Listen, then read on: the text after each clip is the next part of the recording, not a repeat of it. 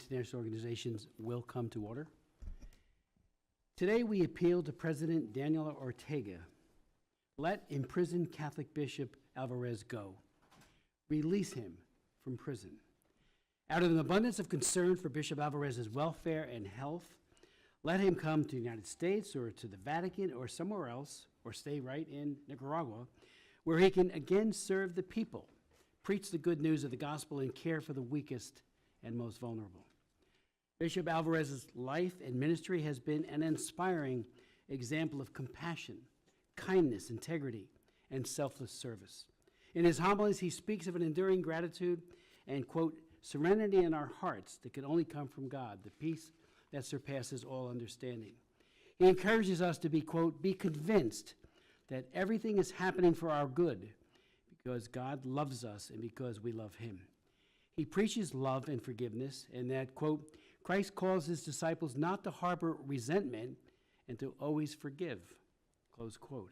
He conveys hope, holiness, humility to the people of Nicaragua and to the people of the world.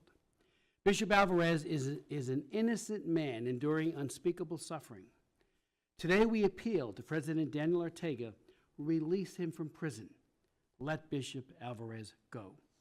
We will hear testimony today from members of the church, and thank you for you being here, Ms. Omar, who will speak, but in case of the members of the church, who have actually experienced the Ortega regime's oppression firsthand. I want to thank the witnesses for being here to share their stories. I thank you for your bravery, your tenacity and faithfulness in the pursuit of peace and reconciliation, and for inspiring us with your indomitable faith in God. It is crucial that the world hears your voices and learns the truth of what is happening in Nicaragua, including the truth about the prison conditions and treatment of Bishop Alvarez. The international community can no longer turn a blind eye to what is happening to the people of Nicaragua, including and especially people of faith.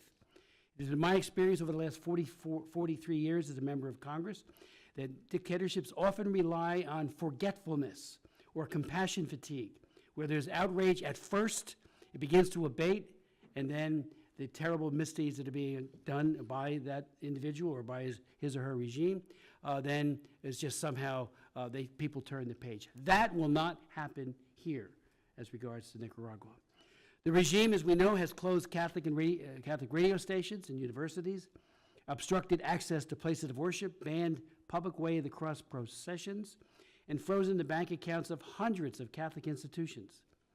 Prisoners' requests for Bibles have been denied. Bishops and priests, as well as worshipers, have been harassed and detained, and the religious order of sisters founded by Mother Teresa of Calcutta, the Missionaries of Charity, has been expelled. Bishop Alvarez is now, we think, the only known cleric to remain imprisoned by the regime, and it's time to let him go. Just last month, 12 priests were sent from imprisonment in Nicaragua to exile in the Vatican. Bishop Alvarez was not among them. Why? Bishop Alvarez has consistently encouraged Nicaraguans not to fall into the temptation of despair and instead be, quote, and this is his words, inundated with the hope of Christ who defeated death. Does this sound like a man who is guilty of treason or any crime? Of course not. I would like to share some additional words from the bishop spoken in a homily after he was placed under house arrest in August of 2022. He said, and I quote, painful experiences do not happen in vain. They don't fall into a void. These experiences are offered to the Lord, and God returns them in blessings for us. Bishop Alvarez encouraged the faithful, saying, and I quote him again, evil is defeated by the power of good. Good is always more powerful. God is eternally powerful. Evil is tremendously limited, even though it makes more noise. Close quote. He also encouraged people to be long-suffering and to die unto oneself, or it, quote, it is the hope of the grain of wheat that dies, that this is the only way it can produce much fruit. Bishop Alvarez admonishes all people of goodwill to have hearts full of forgiveness that mirror the mercy of God.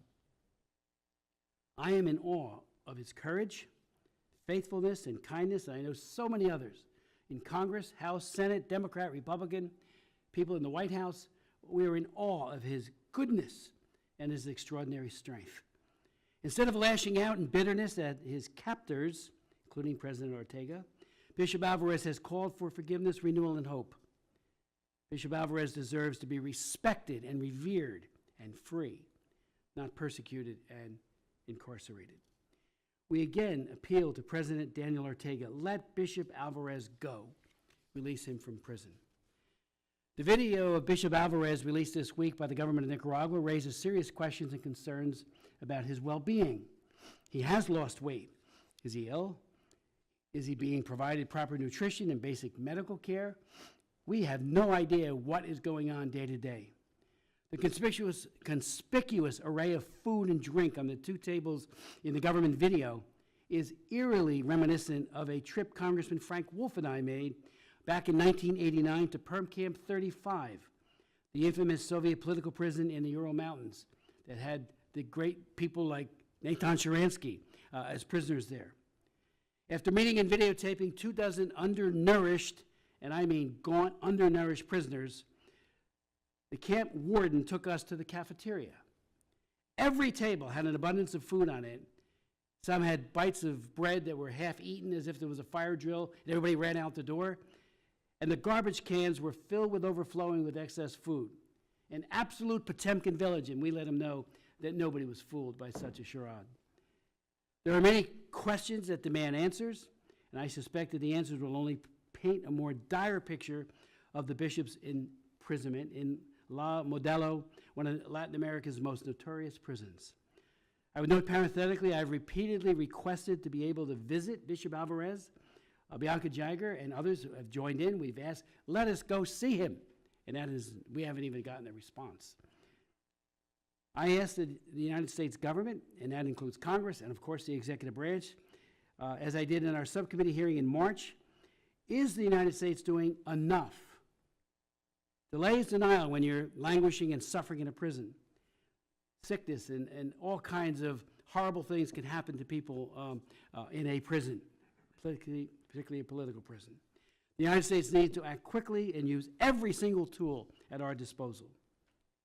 We have passed the Nicaragua Human Rights and Anti-Corruption Act of 2018, the Nicaraguan Investment Conditionality Act, and the Reinforcing Nicaragua's Adherence to Conditions for Electoral Reform Act. They're good. I'm glad we have. We're all part of that. It was a bipartisan effort. Despite the regime's egregious human rights abuses, however, Nicaragua remains a member of the Dominican Republic Central American Free Trade Agreement, or CAFTA-DR. Congress needs to seriously re-examine Nicaragua's membership in CAFTA-DR in light of the current situation and consider the full scope of economic tools at our disposal. So again, today, with these amazing witnesses that will, in a moment, be providing expert testimony, we appeal to President Ortega, let Bishop Alvarez go. I'd like to, my good friend and colleague, Ms. Wild, will be back momentarily. She had another hearing where she had to make some comments and check in, but she will be right back, as other members will be here shortly as well. So I would like to introduce our witnesses, beginning first with, and we're doing this for obvious reasons. I mean, you see that there's a barricade for privacy. We know that there is always the concern about retaliation, so thank you again for your bravery for being here. But prisoner of conscience number one is a Nicaraguan national, a member of the Catholic Church who's been criminally convicted by the regime and now living in exile. Prisoner of conscience number two is a Nicaraguan national, a member of the Catholic Church who has been criminally convicted by the regime. Again, when I say criminally, these are political convictions, and also living in exile. We have a parent of a prisoner of conscience. She is a Nicaraguan national, member of the Catholic Church, and a relative of a prisoner of conscience in Nicaragua. Deborah Ulmer is the regional director for the Latin America and Caribbean at the National Democratic Institute. She has served as the chief of party for the USAID Office of Transition Initiatives program in Nicaragua. Ms. Ulmer has spent approximately 12 years working and living in Latin America. She earned her BA from my state, I'm happy to say, political science and modern languages from Seton Hall University, and graduate courses in Latin American studies at the American University School of International Service. I would like to now yield to my good friend and colleague, Congresswoman Mild. Timing is everything. Thank you, Mr. Chairman, and thank you for calling this important hearing today. To our witnesses, thank you for your courage in testifying here today. You have endured unimaginable sacrifices, and we stand with you in solidarity. Since this subcommittee's previous hearing in March on the human rights crisis in Nicaragua, the Ortega Murillo regime has continued to operate through the patterns we documented in that last hearing, stifling the voices of the Nicaraguan people by suppressing all forms of dissent, criminalizing civil society, and flagrantly violating international law by stripping Nicaraguan political prisoners of their citizenship. Bishop Rolando Alvarez remains imprisoned in appalling conditions on a 26-year sentence, along with other faith leaders, human rights activists, and opponents of the regime of all political stripes and backgrounds. And last week, the Ortega Murillo's withdrawal from the Organization of American States officially took effect, further isolating the country from the surrounding region and the world at the same time as it deepens relations with authoritarian governments in Russia and beyond. In a spirit of partisanship and solidarity, in a spirit of partnership and solidarity, not interference, I commit to our brave witnesses today and their family members my dedication to continuing to work together to ensure that the people of Nicaragua are not forgotten. Together, let us redouble bipartisan efforts in defense of the people of Nicaragua. Thank you, Mr. Chairman. I yield back. Thank you very much. I'd like to now ask our first exiled prisoner of conscience number 1, if you could provide your testimony.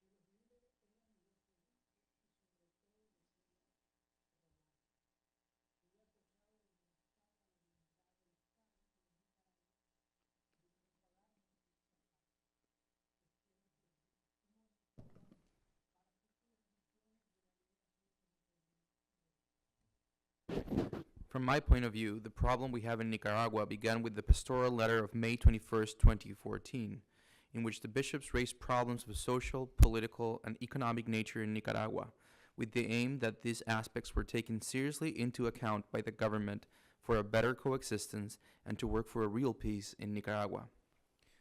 I was kidnapped. Why do I say this? Because the proper procedures were not followed. I was not shown a court order. There was no prior investigation. Everything was arbitrary, and I was even arrested in the street by 2 members of the police and 6 members of the security troops who accompanied me to the police unit, where I was later transferred to the El Chipote prison. I was interrogated, and I was accused of giving hate speeches, of organizing an uprising. I was following orders from Monsignor Rolando, and they asked me what were those orders. How much money did Bishop Rolando receive from the U.S. government and the European Union? Do you know how much money the bishop and priests received? Who else advised the bishop? Do you know what the clergy did in their meetings? When they met in the parishes, what did they say? Was it really about spiritual retreats, or was it about bad-mouthing the government? Who was in charge of the media? Did we receive money from the Chamorro Foundation, and how much did we receive? One of the prison commissioners asked me in one of those interviews, with whom else do they meet and who do they do it with? Could I give them the name of the priests, lay people, and the positions they had in the organization? They always addressed the Monsignor as if he were the thinking head and the organizer of the failed coup d'etat and of wanting to organize a new coup. The aforementioned shows that the great ignorance that the government and other authorities have of the prophetic role and the evangelical commitment of the bishops. We were accused of being members of an organized crime gang, and that the leaders were the bishops, and above all, they said, Rolando. I was accused of undermining the dignity of the state and of Nicaragua, of spreading false news. I hope that this testimony will be useful for future efforts for the liberation of Monsignor Rolando Alvarez. Thank you.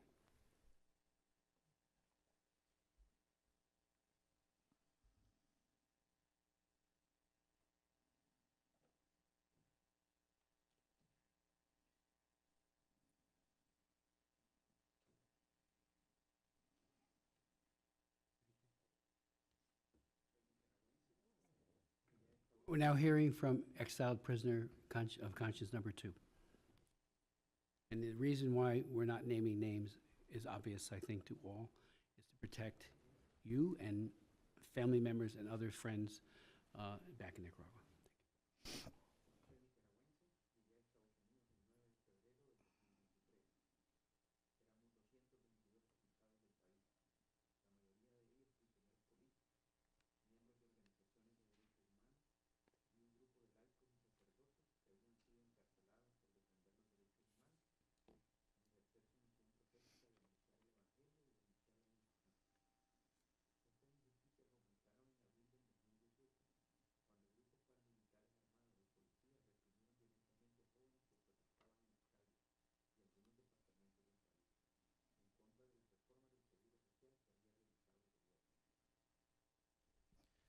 I am a Nicaraguan. I arrived in the United States on February 9th, 2023. We were 222 expelled from the country, most of them political prisoners, members of human rights organizations, and a group of lay people and priests who had been imprisoned for defending human rights and exercising their prophetic mission of announcing the gospel and denouncing injustices. These injustices increased in April 2018, when armed paramilitary groups and police violently repressed young people who were protesting in the streets of some departments of the country against the social security reforms carried out by the government.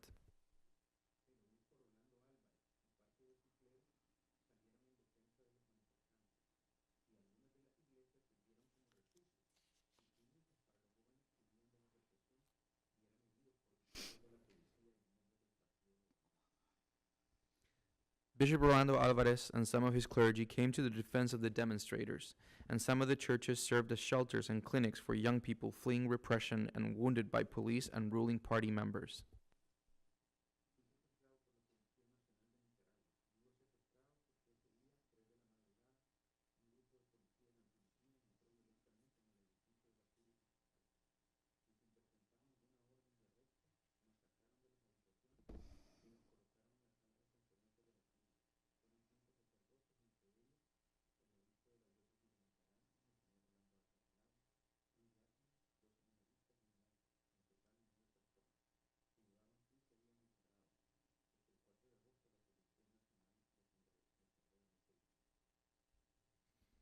I was kidnapped by the National Police of Nicaragua.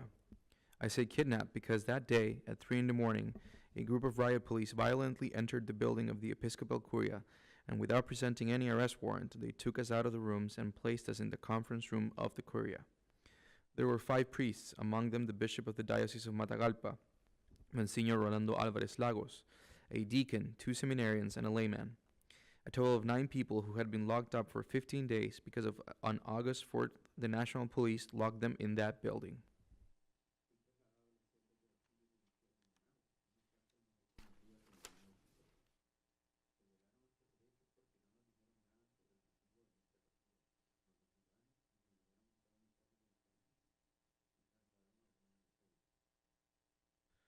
I was transferred to the cells of the Auxilio Judicial de Managua, a jail better known as the Nuevo Chipote. Our rights were violated because they did not tell us anything about the reason for our arrest. They stripped us naked, forced us to wear prison uniforms, and transferred me to one of the cells.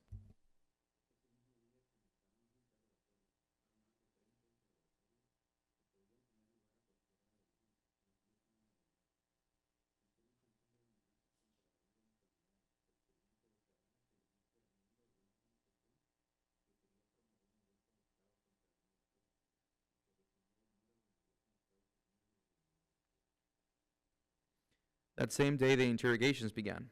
There were more than 30 interrogations, which could take place at any time of the day, even in the early hours of the morning. They blackmailed me and threatened the lives of my relatives because they wanted me to declare that the bishop was a member of an organization that wanted to promote a coup d'etat against Daniel Ortega and that he received money from the U.S. government and the European Union.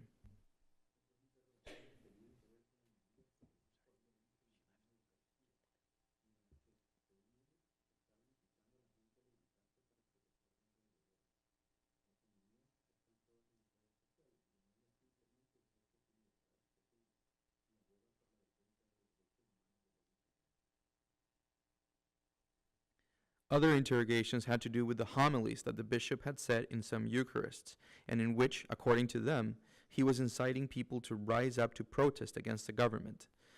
The homilies are all on social networks, and in them, he simply exercises his freedom of expression and advocates for the defense of the human rights of Nicaraguans.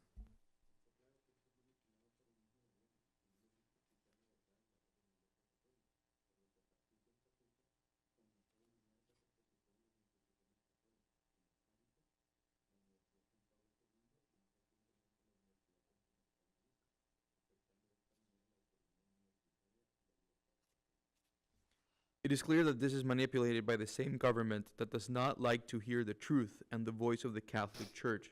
So from that date began an open persecution of Catholic institutions, such as Caritas and John Paul II University, and more recently, the Central American University, UCA, thus affecting university autonomy and academic freedom in the country.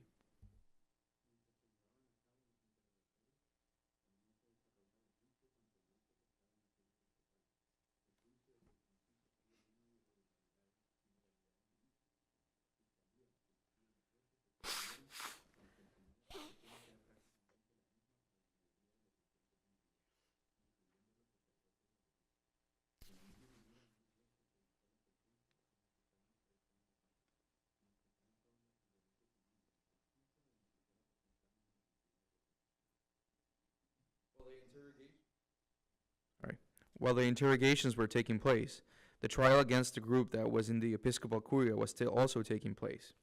The trial from the beginning was full of irregularities, illegalities, and vices.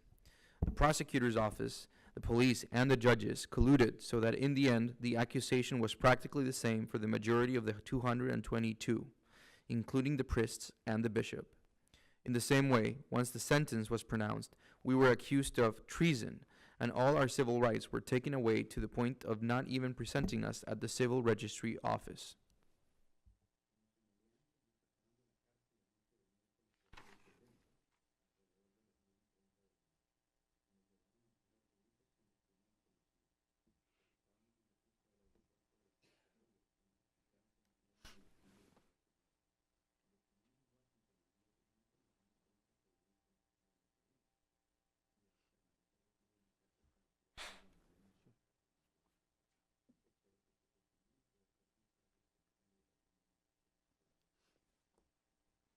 As I pointed out earlier, we were taken out of jail on the night of Wednesday, February 8th, around 10:30 p.m., and taken on 3 buses to an unknown destination until we were on the tarmac of the Air Force Airport, and it was explained to us that we were leaving for exile in the United States.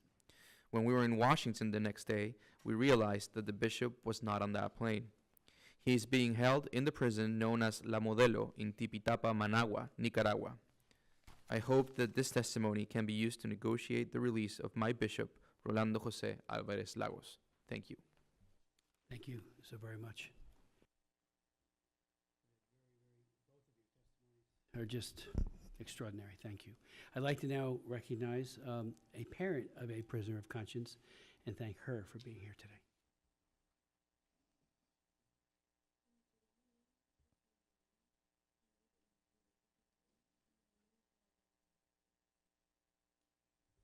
I will omit my name for security and identify myself as a Nicaraguan in exile.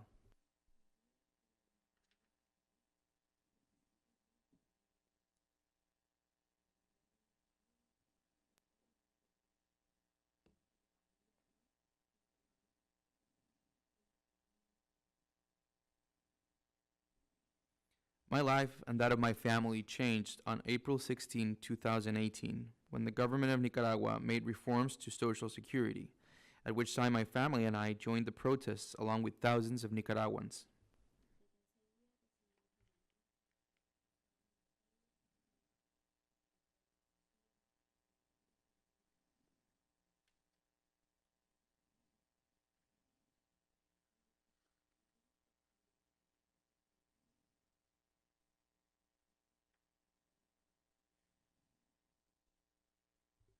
Since that day, we received threats, persecution, and continuous siege by the police, the Sandinista militants, and paramilitary groups. We participated in different marches, civic sit-ins, and witnessed brutal attacks by the Sandinista police against students and civil society.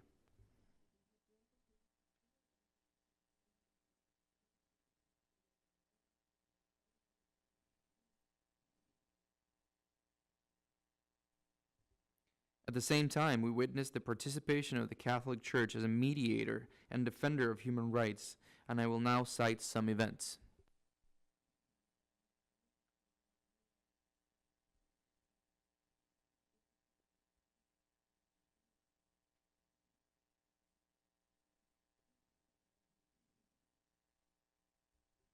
In the city of Maragalpa, on May 15th, the Sandinista police and paramilitary groups attacked the young demonstrators, and it was the Catholic priests that interceded and achieved a ceasefire.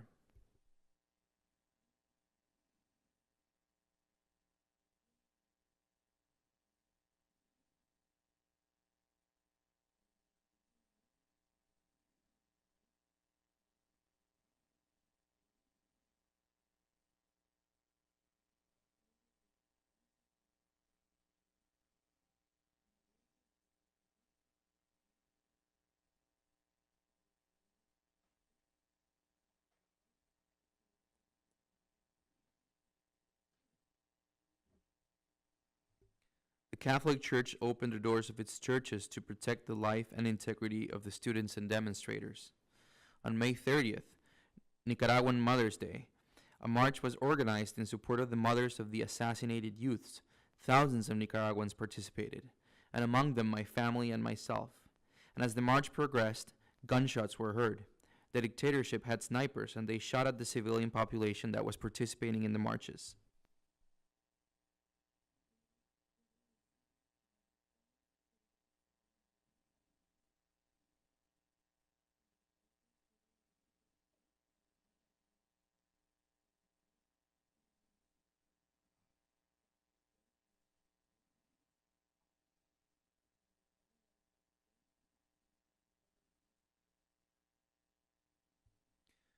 One of my sons and other young people set out to help the wounded.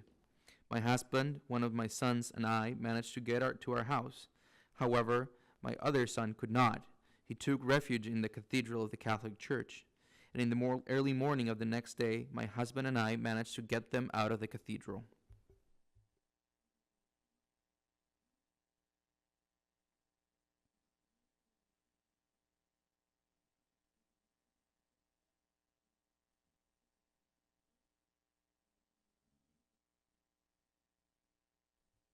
One of my sons was kidnapped by paramilitaries in the middle of 2018.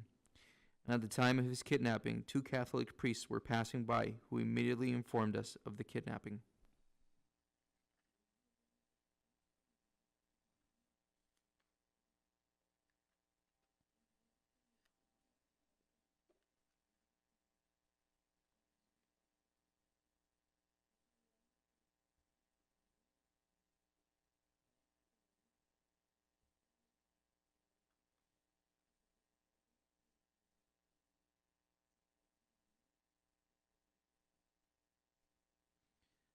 The same day of his kidnapping, my son was transferred to the torture prison El Chipote. The mothers remained outside the prison day and night, accompanied by several priests. We did not know if our sons were alive or dead, and it wasn't until Bishop Rolando Jose Alvarez arrived at El Chipote and asked to see the kidnapped young men that I knew that my son was alive.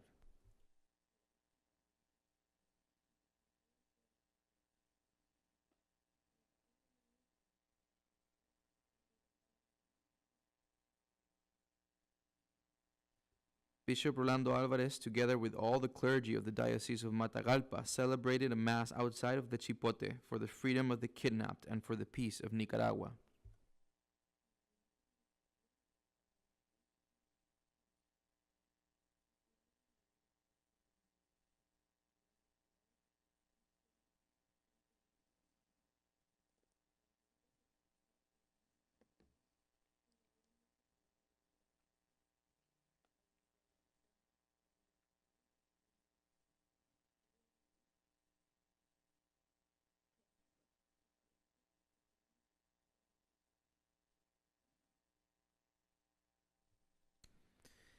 As the dictatorship was opening trials for the kidnapped, they were being transferred to the Modelo prison. The Catholic Church made arrangements so that we could see them. The visit took place in a large cell where there were many rusty iron bars. The condition of the cell was deplorable, very dirty. I saw my son tortured. His whole body was beaten and with many insect bites.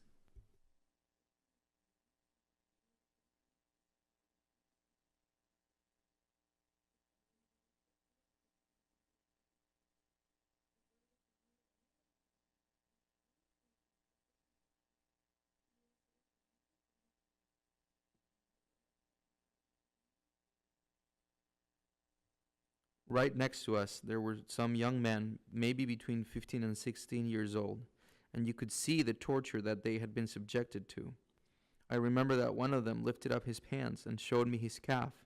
It had been burned with acid, and he could not bend the fingers of his hands due to the tortures that he was subjected to.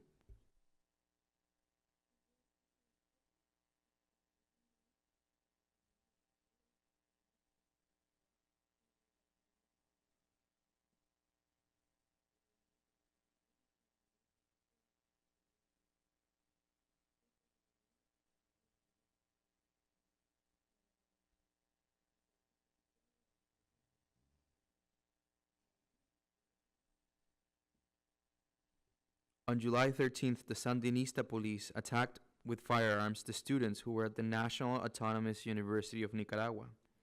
The students took refuge in the Divine Mercy Catholic Church. With my husband, we went to try to help the wounded students, but we did not succeed.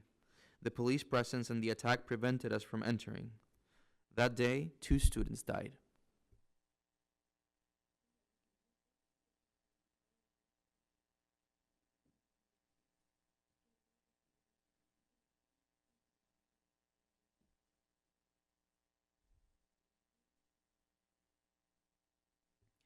In 2018, I suffered a direct attack against my physical integrity. I received a phone call informing me that there was an arrest warrant against me, and for that reason, I had to leave my country.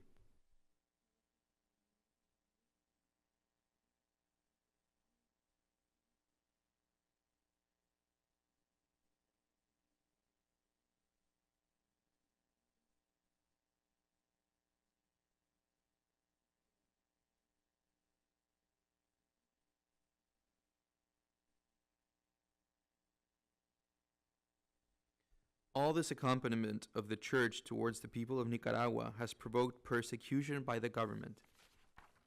I hope that my testimony will serve as a basis for taking forceful action against the Ortega Murillo regime, and that Bishop Rolando Jose Alvarez will be freed, and that the persecution against the Catholic Church and the laity will stop. Thank you very much. Thank you very much, and I let the record note that before us is a mom who, through her tears, which the audience cannot see, is crying out for her son, for the other young people who were killed and tortured. As you just said, the use of acid, and that your son's body was so beaten and filled with insect bites. I mean, that needs to be known by everybody in this town and everybody around the world. So thank you for bringing that forward to us. The love of a mother is just incredible, and your testimony is so moving. Thank you. I'd like to now turn to Ms. Omar. Thank you. Thank you, Chairman Smith, Ranking Member Wild, and members of the Subcommittee of Global Health, Global Human Rights, and International Organizations. Thank you for this opportunity to address the subcommittee as part of a follow-up to the March 22nd hearing calling for the release of Bishop Rolando Alvarez, who has become the courageous face of resistance in Nicaragua. I am honored to testify again in my capacity as Regional Director for Latin America and the Caribbean at the National Democratic Institute, and wish to express my solidarity with the brave former prisoners of conscience and the mother who accompany us here today. The fact that their faces are protected from the public's view here in the United States is emblematic of the state of repression in Nicaragua today. The ongoing expulsion, arbitrary deprivation of citizenship, arbitrary detentions, and illegal confiscations of the property of hundreds of Nicaraguenses. Critics, they highlight the seamlessly relentless repression in the country. As I mentioned to the honorable members of Congress in March, the situation in Nicaragua is deeply personal to me. My husband's name appeared first on the list of 94 Nicaraguans stripped of their citizenship on February 15. I'm happy to say that today he is a U.S. citizen. But the Ortega Murillo regime last week confiscated our house in Managua. I take inspiration from Bishop Alvarez's words that painful experiences like these do not happen in vain. As Nicaragua becomes increasingly totalitarian, its ties to China and Russia deepen. Nicaragua serves as a political and military base for these illiberal influences in Central America. In fact, the Ortega Murillo regime has been successful in advocating for China and Russia to serve as observers in regional bodies, including the Central American Parliament, Parlacen, and the Central American Integration System, SICA. In this regard, the Ortega Murillo regime threatens to broaden the influence of malevolent actors in Central America. NDI applauds important actions taken to date against Nicaraguan officials committing systematic human rights violations. Unfortunately, the Ortega Murillo regime continues to dismantle democratic institutions, erase the rule of law and fundamental freedoms, and consolidate its dictatorial power. It is essential to call out the ongoing crimes against humanity and violations of fundamental human rights and liberties endured by the Nicaraguans, including Bishop Alvarez.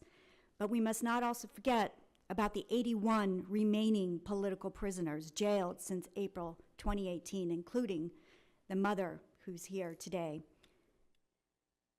Their family members, as she just stated, are also suffering reprisals. The group of human rights experts on Nicaragua, tasked by the United Nations Human Rights Council to conduct investigations into human rights violations and abuses committed in the country since April 2018, expressed deep concern about the situation of Bishop Alvarez, who is in solitary confinement and in detention that gravely contravenes the Nelson Mandela rules for the treatment of prisoners. The U.S. and the international community should consider the following additional actions to continue to address ongoing human rights violations in Nicaragua. First, despite Nicaragua's recent formal withdrawal from the Organization of American States, the country and government remain bound to human rights obligations under international conventions, such as the Universal Declaration of Human Rights, to which Nicaragua is a signatory. As such, ongoing investigations and public reporting by the UN group of experts remain crucial to ensure international scrutiny of the deteriorating crises and exert pressure on UN member states to demand accountability and justice for the victims of atrocities, particularly human rights abuses against indigenous and Afro-descendant communities. In particular, I want to call attention to the recent arrest of Brooklyn Rivera, a Miskito indigenous person and leader of the Yatama Party, right ahead of the March 2024 regional elections. As verified by the Inter-American Human Rights Commission, the status of Mr. Rivera's health and whereabouts are unknown. Second, the U.S. should work with democracies in the region to create a Friends of Nicaragua group to advance high-level regional dialogue toward a democratic transition. Furthermore, the U.S. should work with Canada, the European Union, and other allies to ensure coordinated, consistent, and a holistic response to the crises, including sanctions, which prioritizes human rights in consultation with the Nicaraguan civil society. Third, the U.S. government has diplomatic and economic tools to ensure international financing and trade are not propping up the Ortega Murillo regime, including the bipartisan NICA and Renacer Acts and Executive Order 14088.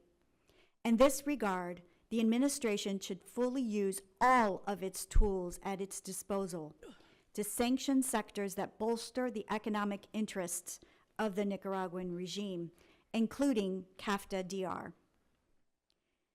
The U.S. rightly sanctioned Nicaragua's Attorney General earlier this year for confiscating property from the government's political opponents without a legal basis. The U.S. should also consider sanctions against the Nicaragua Central Bank for profiting from the confiscations, not only of Nicaraguans, but now of U.S. citizens, along with the private banks that have branches in the United States for either colluding with the regime, either directly or by their inaction. Fourth, NDI congratulates the administration for its recent action to restrict visas for the operators of aviation companies facilitating chartered flights for Cuban and Haitian migrants to Nicaragua from where they seek to a perilous travel to the north. The U.S. should also consider sanctioning the Nicaraguan Institute for Civil Aeronautics for participating in and profiting from these flights. Finally, NDI commends the bipartisan efforts by this committee and the Senate Foreign Relations Committee to increase scrutiny of lending by the Central American Development Bank of Economic Integration, CABE. A new investigation by the Organized Crime and Corruption Report Project raises questions about the bank's lending practices to, quote, a club of friends who prioritize politics over sound investments and rely on the bank to access cheaper funding from international markets. The U.S. has an opportunity to work with the new and first woman executive president of CABE, Ana Gisela Sanchez from Costa Rica, to reconsider continued lending to Nicaragua until actions are taken to restore democracy. This will also send an important message to neighboring governments already demonstrating concerning authoritarian practices. I join with the Nicaraguans' calls with our former prisoners of conscience and the mother who is here today, and yours, Chairman Smith, to let Bishop Alvarez go.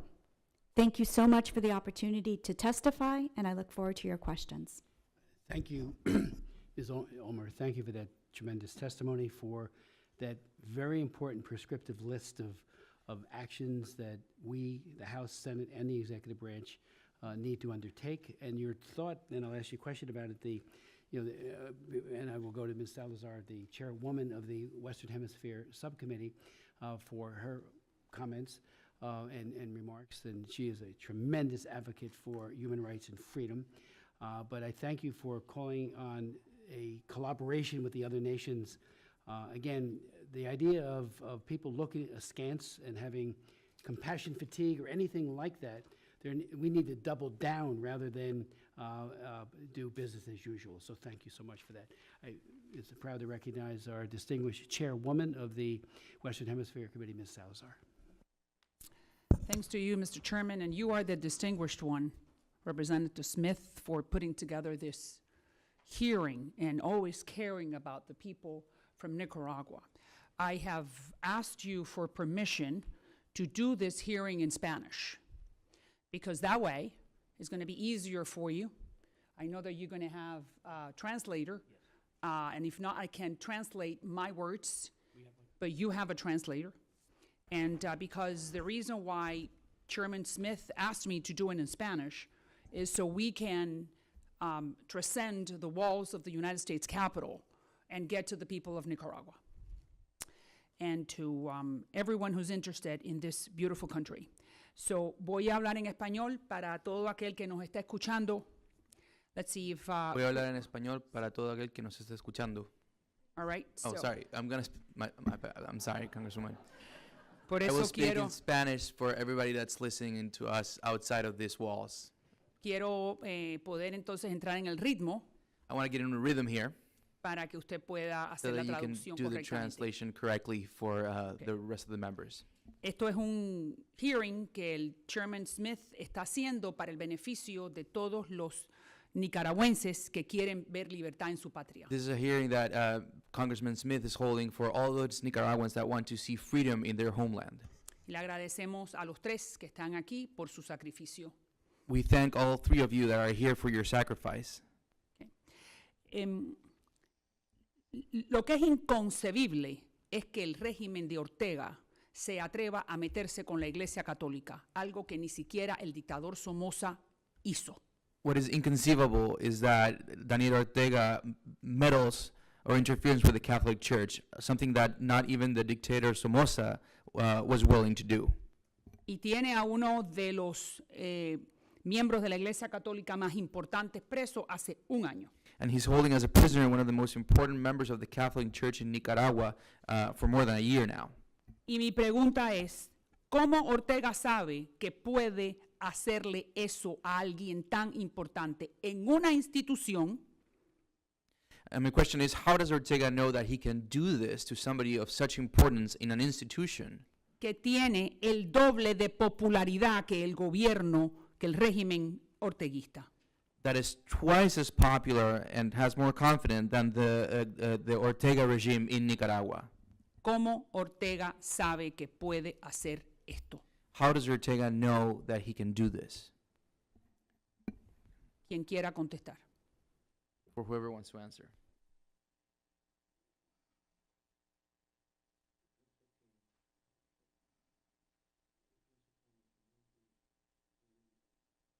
I believe that in his mind that we're enemies. He thinks that we're enemies among us. He thinks that us.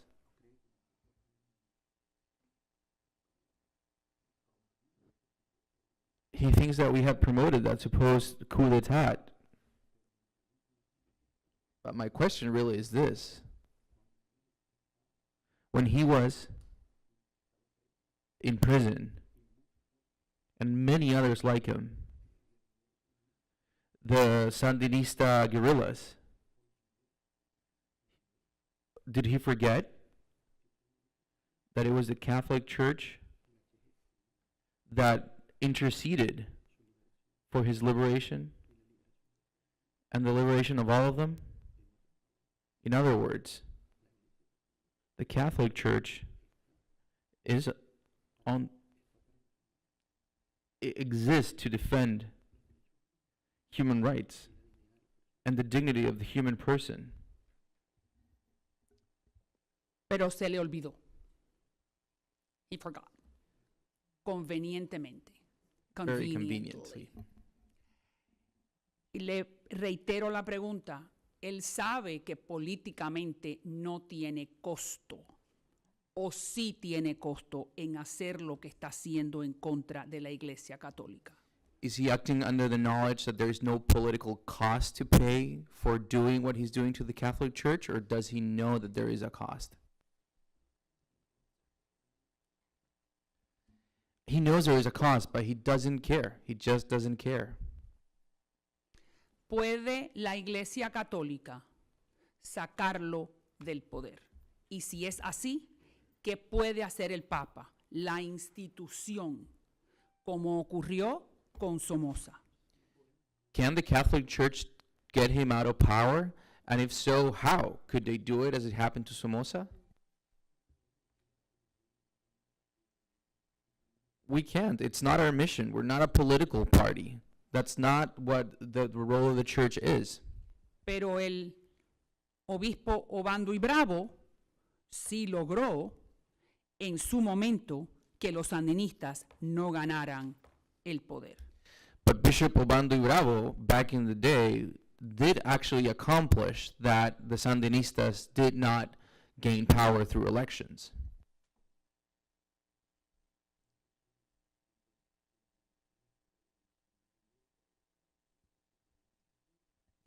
I think that as a citizen, certainly that was the case, but in terms of the church as an institution, the doctrine of the church is not that. It is not our mission. We are not at war with any government. We just raise a prophetic voice. El otro witness.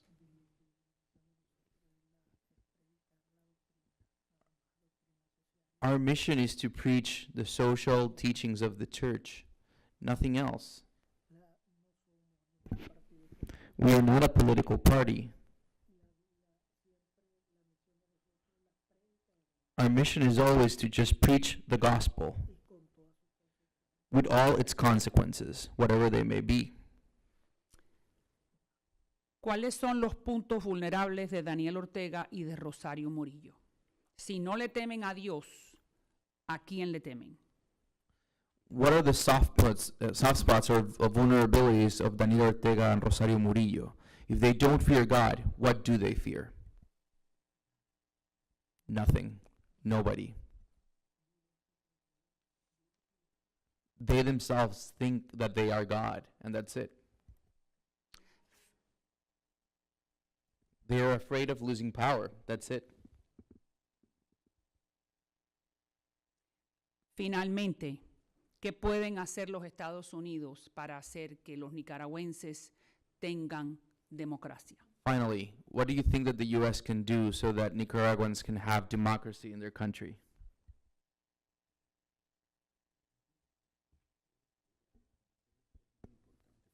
For me, the very fact that we're holding this hearing is incredibly important for us. Being such a small country, having this opportunity to rise up to an international stage and to make it known what is happening in our country. This already creates consciousness in our country that is different from what is seen through social media that are so tailored. Or tourists that visit our country and look at everything as if everything is normal and that nothing is happening, and that's not the case. That's it.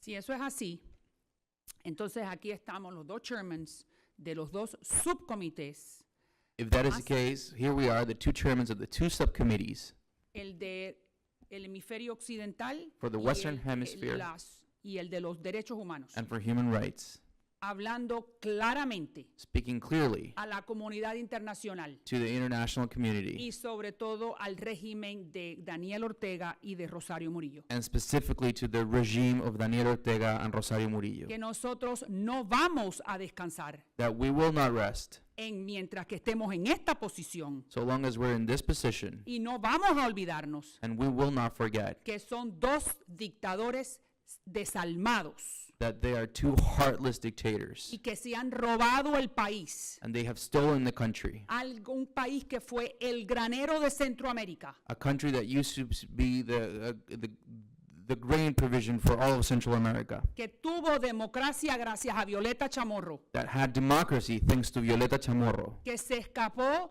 del lastre de que son los sandinistas. that was able to get away from the dead weight that are Sandinistas, Que ahora pueden estar nuevamente en el poder, pero no va a ser para siempre. that maybe for now are back in power, but this will not last forever. Y nosotros estamos comprometidos, And we are committed, los dos, y el Both of Comité de us. Relaciones Exteriores de los Estados Unidos, and the full Committee of Foreign Affairs for the United que States eso of sea así. America, that this will be the case. Do you agree? Absolutamente. Thank you, Chairman. You back. You could go on forever. I deeply appreciate Chairwoman Salazar's incisive questioning and her passion and her unbelievably deep commitment to fundamental human rights, and that the people of Nicaragua deserve those rights. They deserve better than what they are getting now.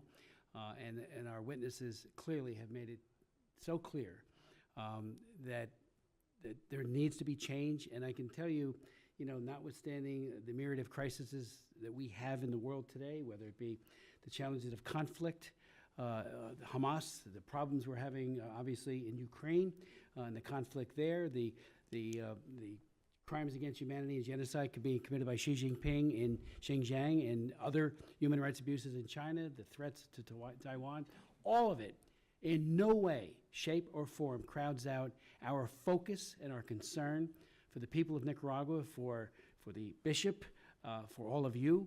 And we will redouble our efforts going forward. We're looking for additional levers. And again, thank you, Ms. Ulmer, for your recommendations on very specific things that we could be doing. And we will do it. And we're going to, I would just note for the record that John Sebastian Chamorro is here with us today. He was imprisoned because he was a candidate running against Ortega. His wife, Victoria, had testified at a hearing we had 2 years ago. He testified last spring. And these are the best and the bravest and the brightest of Nicaragua who are just calling for democracy and freedom. And all of you have paid such a price for it. And I just can't say how deeply respectful and encouraged we are by your ongoing resilience and strength. We will continue this effort. We're going to meet and talk about next steps. But right now, we're requesting and appealing to Ortega to let the bishop go. And I think your point, exiled prisoner number 2, I'd love to say your name, but we know why, for reminding us how the church as peacemakers, the Beatitudes can't be clearer. When Jesus said, blessed are the peacemakers, you stepped in and helped Ortega himself as a church, as our church, because I am a Catholic as well. And as was pointed out by the parent of our prisoner of conscience, the church stepped in as peacemakers to protect the children, the young people, the students, and got a ceasefire. I mean, that's what the church does. As you said so clearly, you're not a political party. The church isn't a political party anywhere, but it is a force for enormous good and compassion and love and reconciliation. So again, thank you for that. Do you have any further? Yes. further Chairman, questions? the Bible also said that the devil is coming to kill, steal, and destroy, and resist it. So we are resisting devil, according to the scriptures. También la Biblia dice de que el diablo viene a matar, a robar y a destruir, y que lo vamos a resistir. Eso es lo que estamos haciendo, resistiendo a Satanás, que eso es lo que representa la señora Murillo y el señor Ortega. Son Satanás sobre Nicaragua. Y nosotros no somos perfectos, pero queremos estar cerca de la luz. Y esto es un mensaje directamente a Murillo y a Ortega. No vayan a pensar que van a salirse con la suya. Este señor tiene que ser libre. So, Thank you you. can translate, just like, please do the translation. I'm sorry, Congressman, I got caught up with your rhetoric, but It's like the Bible says that you have to resist the devil because it comes to kill, steal, and destroy. and Murillo and Ortega are the devil on Nicaragua. So that's why we're resisting them. The first thing that they should do is to let the bishop free. Let him out so he can come to the exile and continue living his life of serving the Nicaraguan people out of Nicaragua, something that he should not be doing. I do not understand why he has to go into exile. He was born in Nicaragua and he wants to stay in Nicaragua. So why does he have to leave? They are the ones who should be leaving. And you back. Sure.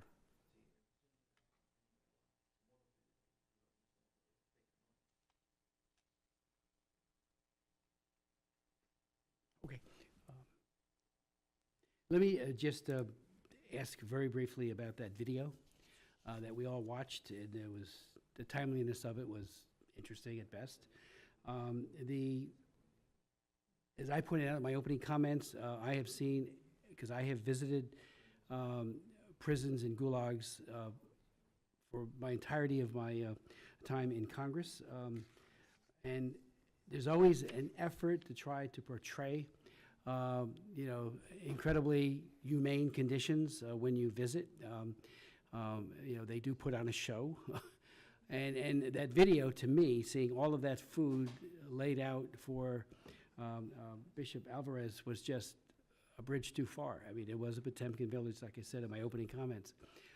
So maybe if you could speak to the prison conditions, you, a prisoner, mom of prisoner of conscience, your son, you pointed out just how horrific it was, and then the fact that he was tortured.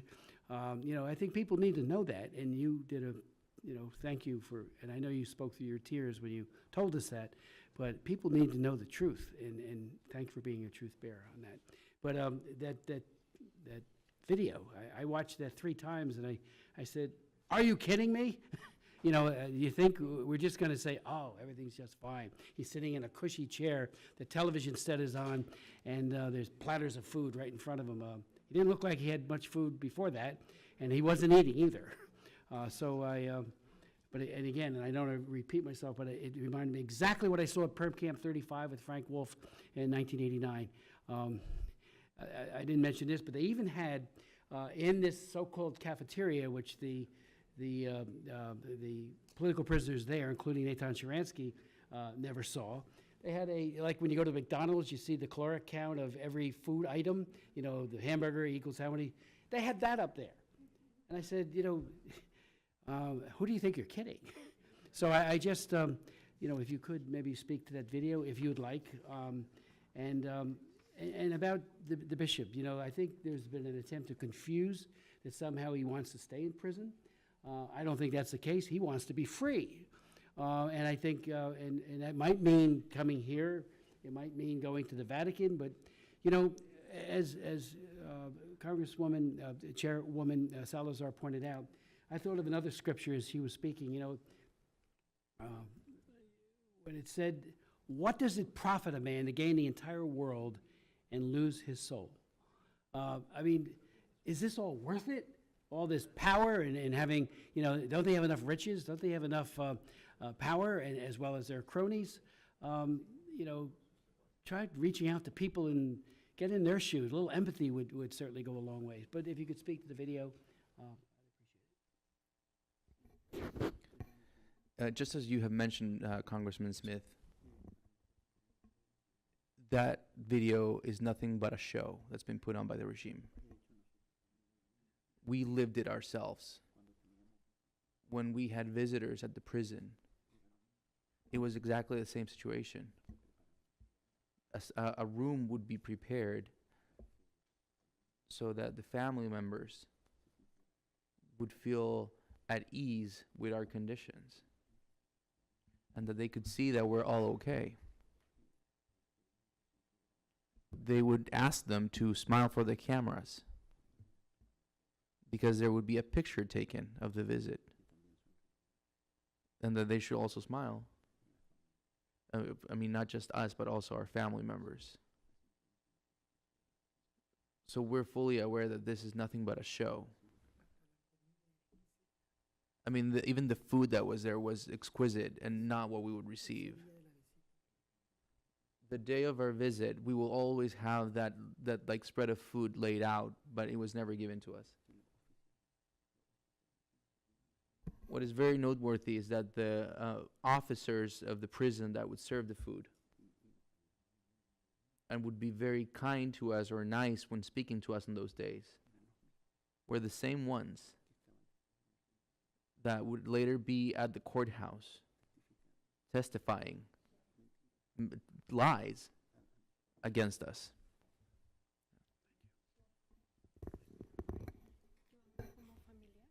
I mean, speaking in my capacity as a family member of a former prisoner, the videos and the pictures are the biggest humiliation that we can get.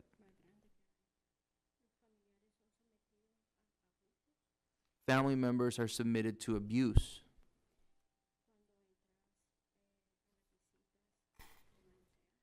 Whenever we had the opportunity to visit, in going in, you would be fondled. Some women were stripped down naked. And I can definitely recall that in one opportunity, one mother was late to the visit.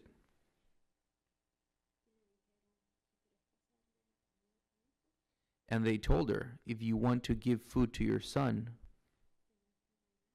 you have to dance. You have to dance the song Daniel se queda, Daniel stays. The mom had to do it so that she could feed her son.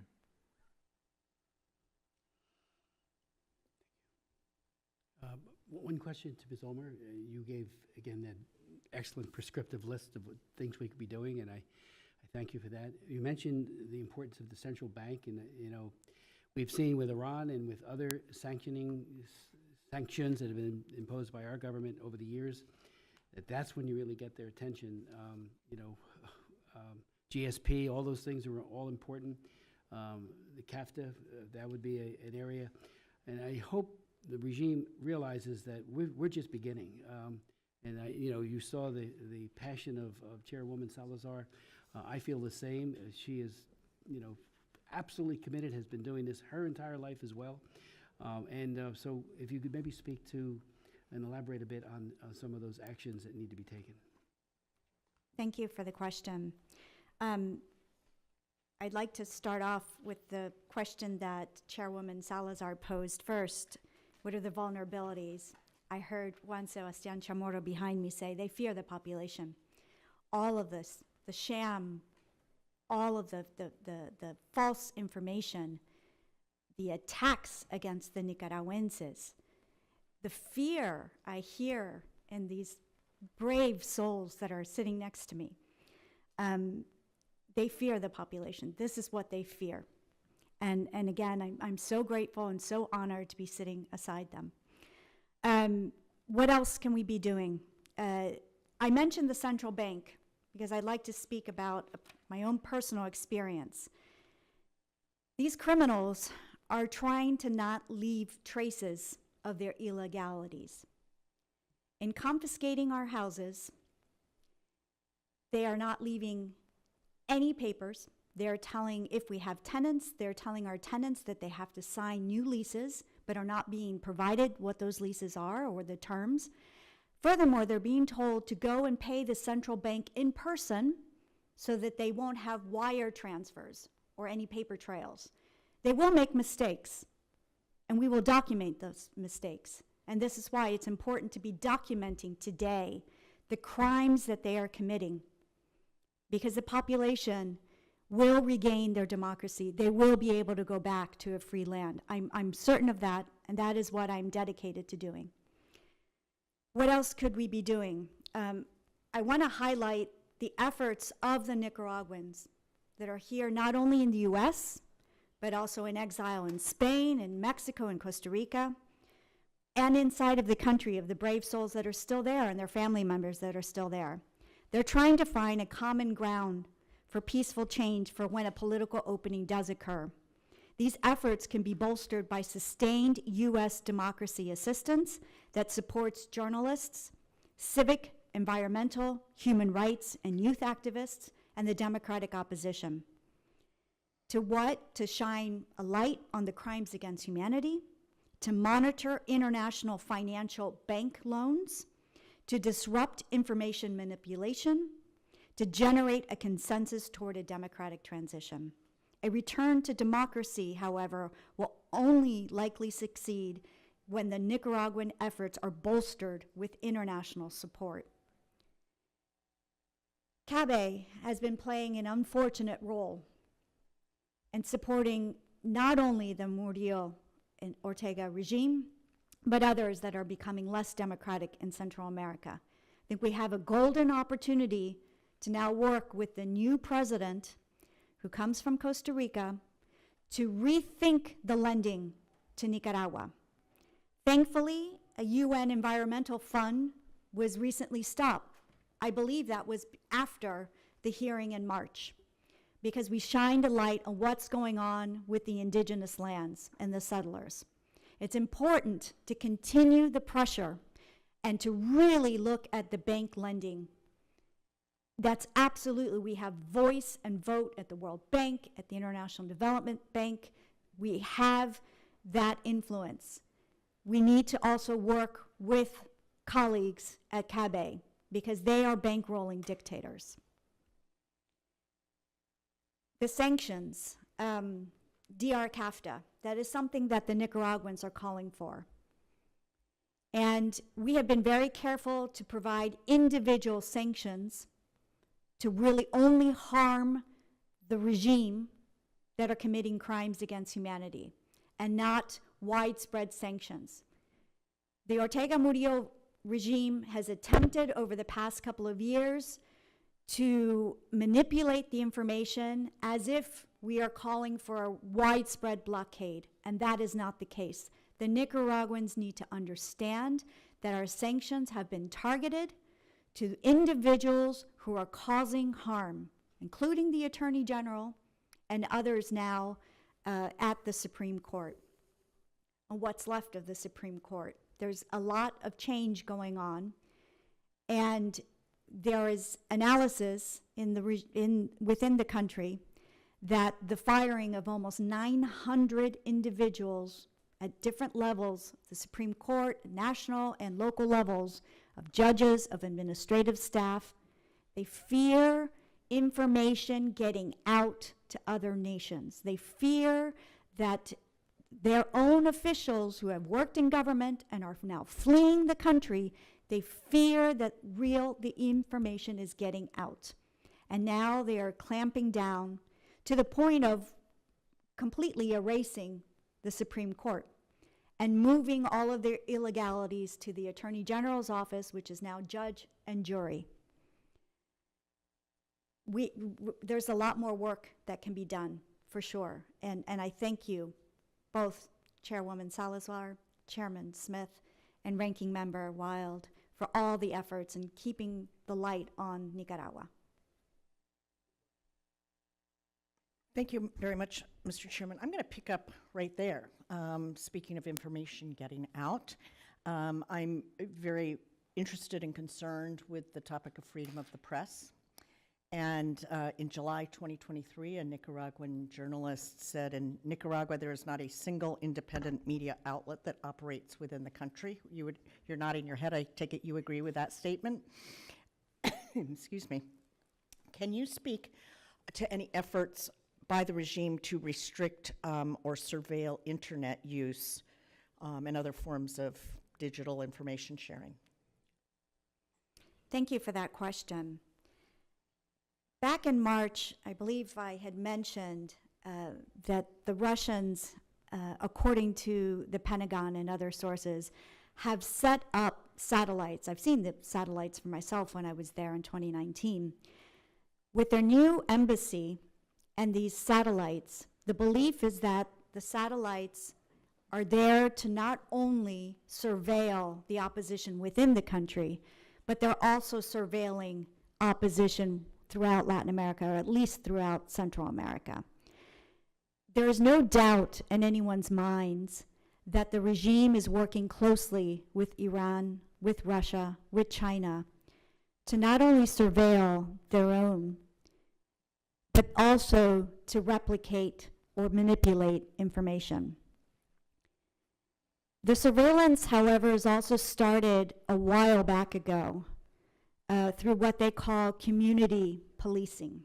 Not community policing in what we believe in the United States, but it's to set up police block by block, and this is inspired by Iran and in Cuba, where basically they're informants to the party and provide movements. Hence, while these people were picked up, right, at 3 in the morning, they knew where to find folks, not only in their homes, but on the streets. That was also shown to be the case in 2018 when they were going after the students and their families. They were being surveilled. And so there's no doubt in my mind that that's happening.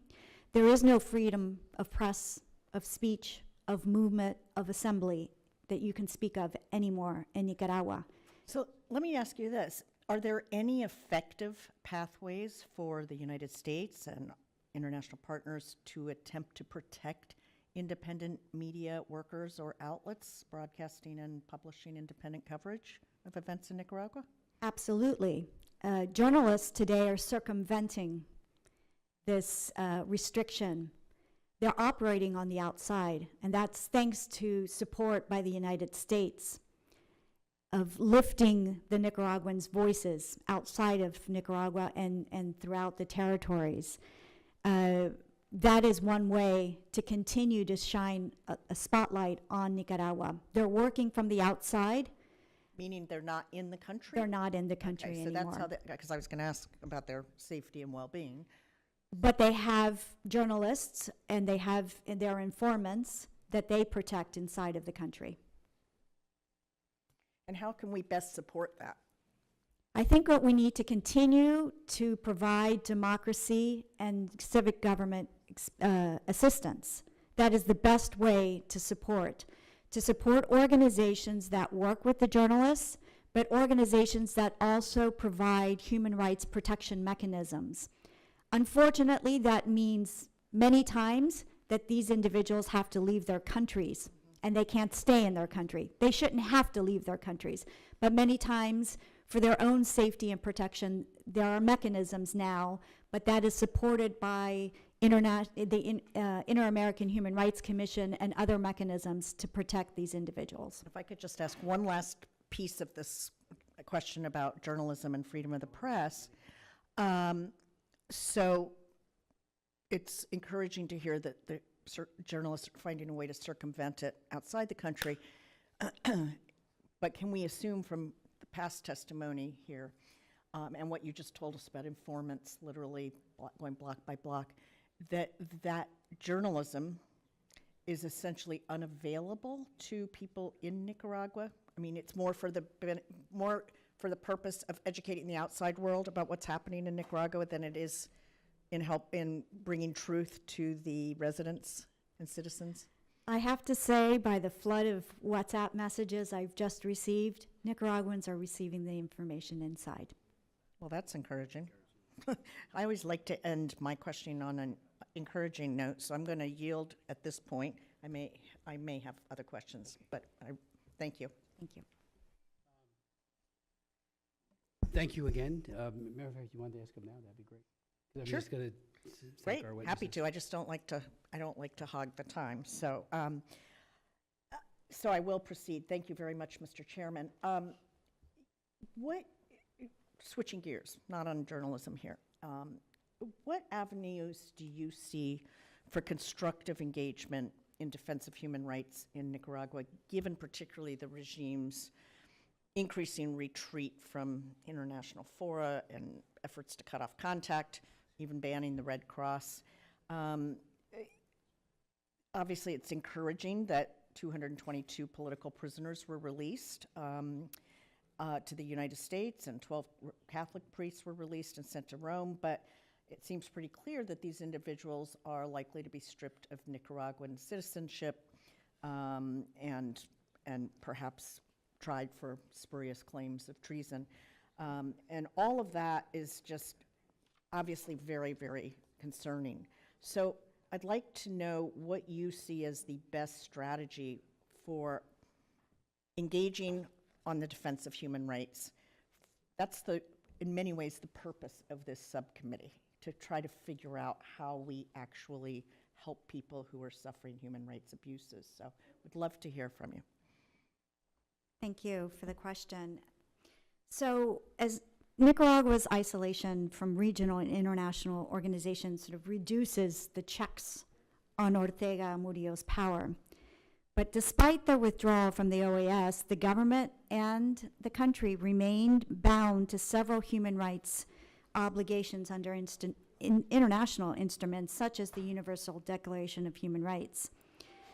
So ongoing investigations and public reporting by the UN Human Rights Group on Nicaragua is crucial to ensuring international scrutiny of the deteriorating crises and to exert pressure on UN member states to provide accountability and justice for the victims of atrocities, particularly human rights abuses that we've heard against women and the indigenous and Afro-descendant communities.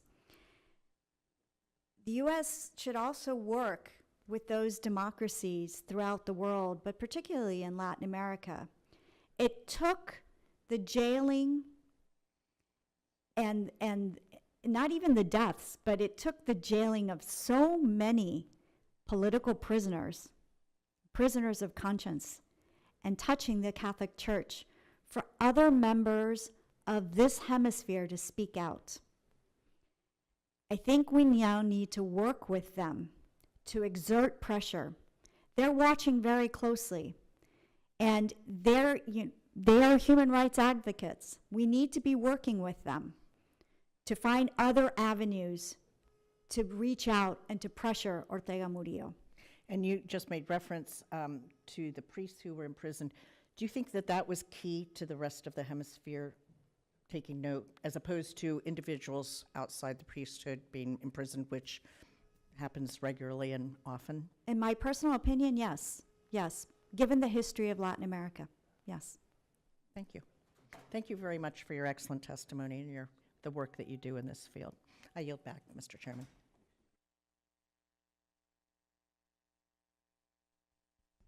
Just a couple of things that we're putting on our radar is that when Nicaragua's Universal Periodic Review comes up next year, we want to be very, very focused so that other nations will raise, I mean, Human Rights Council has its drawbacks, but certainly the Universal Periodic Review provides an opportunity.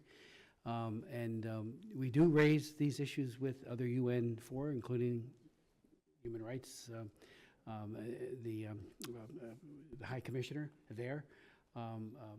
So we're going to, if any of you wanted to speak to whether or not you think the UN has been responsive, that would be fine. Maybe, Deborah, you might want to do that. And just so you know, your testimonies are motivating. Mr. Chamorro's and his wife and others who testified previously. I mean, you let us know. I mean, you got your hand on the pulse as to what's happening, and it inspires all of us to do more. And it also gives us the direction we should be going in. And we're going to just redouble our efforts. I can absolutely assure you of that. We haven't let up, but that's why we're having this hearing, to say, let Bishop Alvarez go. I mean, it's absurd that he is being held the way he is being incarcerated for no crime. And I'm so glad you brought up exiled prisoner of conscience number 2, that you intervened for him when he was in trouble. I mean, doesn't he remember that? Doesn't he care? There was a church. The church is for everyone. It tries to love and be a peacemaker for everyone. So thank you for reminding us of that, and I will remind others of that based on your testimony. And thank you for bringing that forward. But anything before we close that you would like to speak, including the UN? Thank you. Yes, I can't stress enough that the expert group of human rights on Nicaragua is doing an important work. Their mandate has been extended to, I think, to April 2025. And that happened, again, after the last hearing in March. They are documenting important cases. They are documenting and reporting out to the international community what is happening, what has happened and what is happening. And so I think it's important to continue to work with this group of experts who are lawyers, they're human rights activists, so that they can continue to report out to the UN Human Rights Council. Unfortunately, we all know which members sit on the Human Rights Council, so we do need to do work beyond the council to really inform others who are human rights activists to lift their voices. EPU, the Universal Periodic Review, as you mentioned, Chairman, is a great opportunity to continue to shine light so that it's not just the regime that's speaking, but that they're hearing the truth from the Nicaraguan people. Thank you.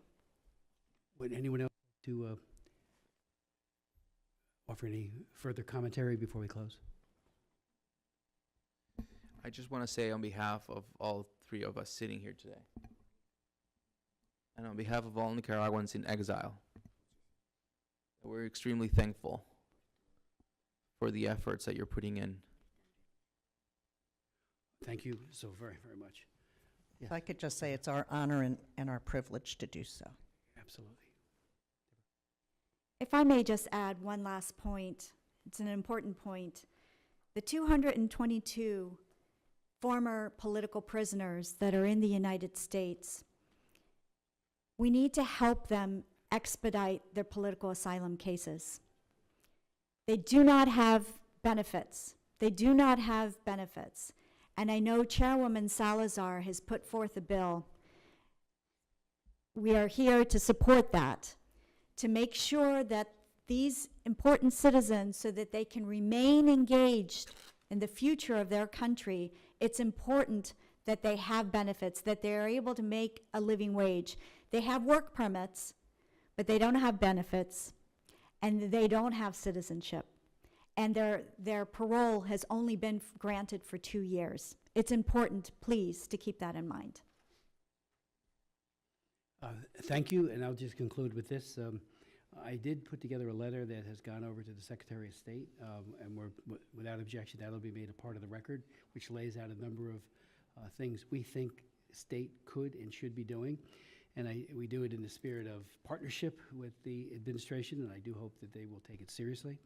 And I would also point out the Alliance Defending Freedom has filed a petition with, on behalf of Bishop Alvarez with the Inter-American Commission on Human Rights, and without objection, that petition will also be placed in the record. And again, I thank you. God bless you, and we will persevere. And thank you for your sacrifices.